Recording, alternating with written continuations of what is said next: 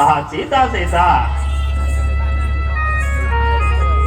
ఈ ఎండమేడికి ఈ నీళ్లు లేకుండా మేము పోయేతో వల్ల ఆకటి బాధకు తాళలేక ఉంటుంది.